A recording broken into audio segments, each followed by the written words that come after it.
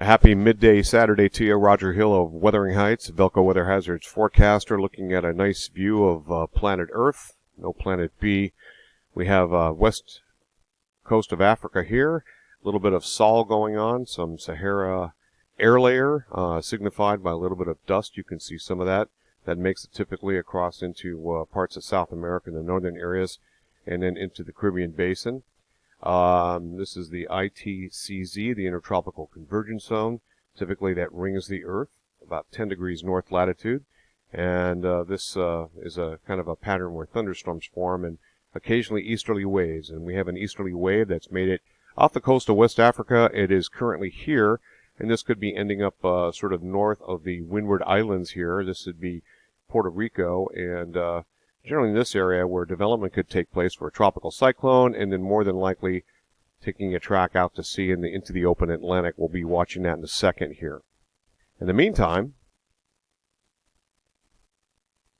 what we're looking at here is generally as typically depicted this time of year into August. The jet stream is to our north of the U.S.-Canadian border. We have shortwave troughs, ridge, shortwave trough, and so forth.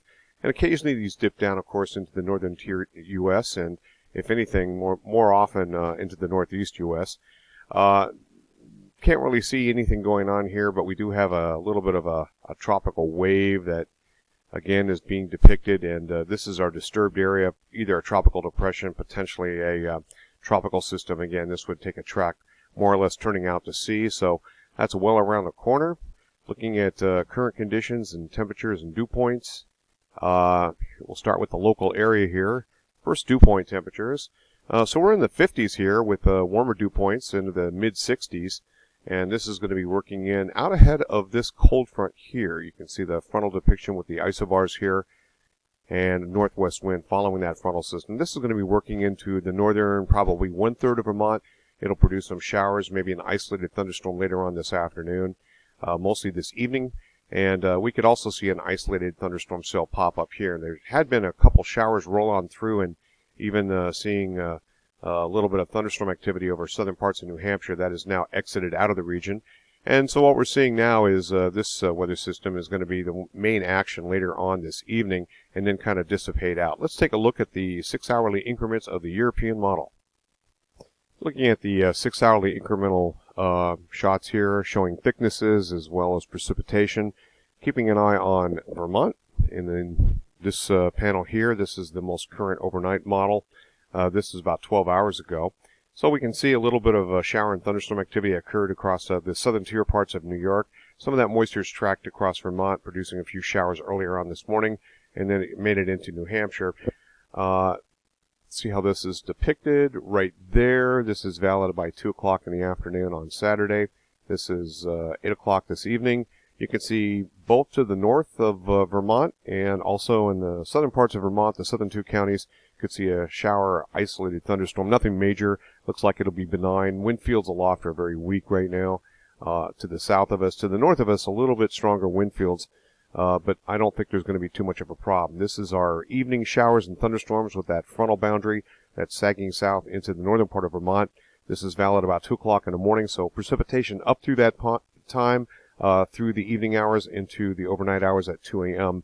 on Sunday morning. Then it's out of here. Pretty much dissipates out. We see basically dry weather through the day on Sunday. That's going to make it into Monday, which will be very, very nice. A weak area of higher pressure kind of ridging across the region. And then we have some moisture that's going to be moving up the middle Atlantic coast, as well as a frontal boundary associated with this area of low pressure that'll be a shortwave trough tracking across Canada. So what ends up happening is we see some moisture work into southern parts of Vermont and kind of pull up a lot of moisture. It'll also be relatively warm on Tuesday. We can see higher heat indices. There may even be some heat indices in the lower 90s as temperatures will warm to somewhere between 85 and 90 degrees. Ambient air temperature with dew points around 65. That'll probably trigger some strong shower and thunderstorm activity during the evening hours on Tuesday. And then that kind of lingers a little bit into the evening hours. And then beyond that, we're looking at more robust action on Wednesday. And then another kind of a lull. And then a frontal system will be pushing in with a little bit more better organization, stronger area of low pressure, also colder air behind it. and that moves in on, looks like later in the day on Thursday, or mostly Thursday night. And you can see that depicts right there some heavier precipitation across the northern part of Vermont. This will change several different times, so I wouldn't get too concerned about that at this point. But the weather becomes a little bit more active, and then we finally get into a drier, cooling scenario. So cool that I think we may lose thunderstorms, but simply because we won't have the updraft cores available to fire those up. And we're just talking about some unsettled weather and some cooler temperatures. This is valid the 10th of August, next Sunday. And then beyond that, you can see this upper level system over eastern Canada. That's definitely going to keep us on the cool side for some time to come, with various shortwave troughs kind of wiggling back and then working in. But that's way around the corner. We're talking about the past 7 days here. I'm going to run the precipitable water for you here. So blue is fair weather, generally lower dew point temperatures and lower precipitable water. This is in terms of sigma, so standard deviations. So we have pretty decent weather here up through late in the day on Saturday. You can see we barely get into about 1 standard deviation, with nothing real major there. And then we start to see some lesser dew points, some drier conditions working in with the blue. That means generally nice fair weather. So here comes the next wave. And you note that this wave really doesn't arrive until very late in the day. That's 21Z on Tuesday. That'd be about 5 o'clock in the evening. And then we get into about 1, almost 2 standard deviations of sigma for precipitable water. So not the heaviest situation here. And then a little bit of a more robust shot of a 1 to 2 sigma standard deviation for precipitable water. A good measurement of heavy precipitation associated with thunderstorm activity could be happening along about Wednesday, a little bit more robust and widespread geographically. And then we dry out, a little bit of a lull, and then here comes what will be probably Thursday night for another active shot of showers and thunderstorms. And notice the sigma here, we're probably closer to 2, maybe almost 3 standard deviations. So a little bit more action, probably more than likely, as we head into the mid to late part of next week. Beyond that, look at that. We dry on out. Much cooler conditions as works in as well.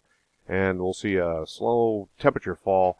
More than likely, we might even see temperatures as cool as 65 to 75 degrees by the time we get into next weekend.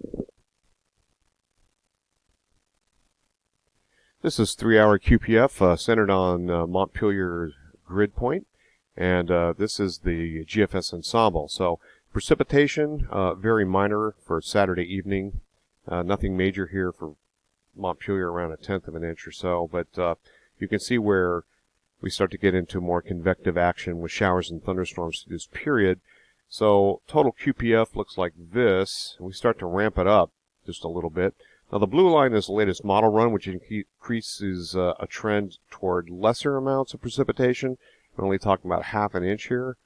And the black is the ensemble, where it was indicating a lot more earlier on, but it's since backed off just a little bit. Now, looking at the 3-hour QPF, you can match this up again with CAPE, convective available potential energy, and you can see that these match up very nicely. So this is all shower and thunderstorm activity. In terms of shear, this is a little stronger, around 40 knots once we get into this evening hour, but this is northern areas over toward the St. Lawrence River Valley, I believe, and overall things are going to fall apart, and we're not going to see any of this. And during the time of maximum CAPE, looking at that again and then overlaying shear, so we're talking around the 6th here. And in terms of shear, you can see this is a relatively low period. We're talking around 20 knots, so these would be slow movers and more than likely unload a lot of water and be less severe. Temperature schematics, you can see that a pretty warm day today. It cools off during the day tomorrow on Sunday. Then we start to step ladder back up, kind of level off, and then fall back. And dew point temperatures look like this. You can see the driest period. We're coming out of one today, and 55 or so. And then we get into near 60-degree dew points as we get into this evening. And then that frontal system blows in cooler, drier air from Canada. It sets us up between 45 and 50-degree dew points, so no issues there. And then around the 6th, we start to moisten up again, and that high precipitable water kind of matches that up very nicely. Quick look, we're talking generally around an inch to a half inch. This is more or less a half inch of precipitation, a quarter inch. The blue line is 1 inch. So this is for a 7-day period. We're not looking at anything major here. Changing to temperature, the next 5-day maximum temperatures will average close to near normal, weighted near normal. And then 3 days later, 3 to 6 degrees above normal. And in terms of the tropics, we have this disturbance really giving it about a 30%